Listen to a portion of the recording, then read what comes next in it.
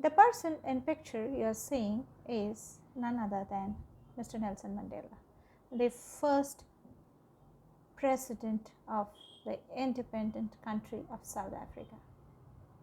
It was a long journey, and hence he has termed his autobiography as A Long Walk to Freedom. Freedom as a child, as a son of a chief of the Madiba tribe. Freedom for Rolihlahla Mandela, that was his name, was something to be able to roam under the hot sun, roam by the river, enjoy the village, be with his friends. And a happy and contented life for him meant to have a wonderful family, to have a loving wife, to have children, to be educated, and to be able to learn a good living. He continued with this thought till he completed his schooling.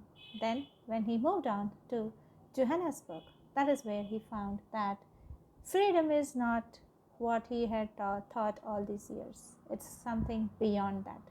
And he started his journey to search what is beyond that. It was a long, long walk, a really long walk.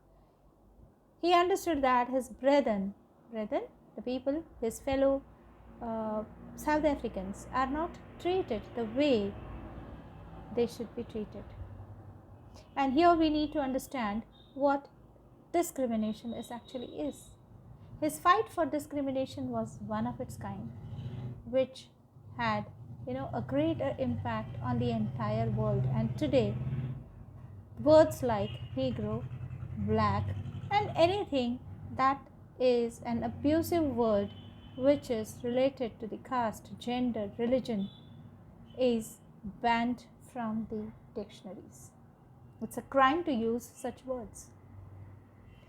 And hence, he has played a very important role in this scenario of human rights, and he has fought for his brethren, fought for his community, for his tribe, and established a role model for the country, for the countries to follow, that if you're not happy with something, if you feel that this is not what should be happening, you should be able to raise voice against it. Raise voice doesn't always necessarily mean go and fight. Raise voice also means a very organized opposition of what you're feeling. And most of the times we always know that we are discriminated and we should fight for ourselves. We try to do that, but he fought for his fellow men, for his fellow South Africans, and that's why he was loved and respected a lot. The lesson is going to tell us about how Mr. Mandela had gone through this fight. What was his feelings when he was taking the oath as the president of South Africa? How his friends, how he remembers his comrades who had helped him in this long walk of freedom. He remembers them. He feels bad that they are not with him to experience this, experience or breathe in this air, this fresh air of free South Africa. So he felt that the people till yesterday who were not ready to sit with them, today they are the guest, and they are a part of this oath-taking ceremony of free South Africa. And I would be sharing a video with you all along with this, the biopic of Mr. Nelson Mandela. You need to go through this or read the lesson, and we will be able to further continue the lessons. And also, I had asked in the live lecture, I had asked students to prepare a questionnaire for class 6 and class 8, because when we talk about discrimination, we always feel that we are discriminated somewhere or the other, maybe at home, maybe at class, maybe in school, among friends, in the society, in the community, so many places. But we tend to reiterate in our own way, freeing ourselves from the clutches of discrimination.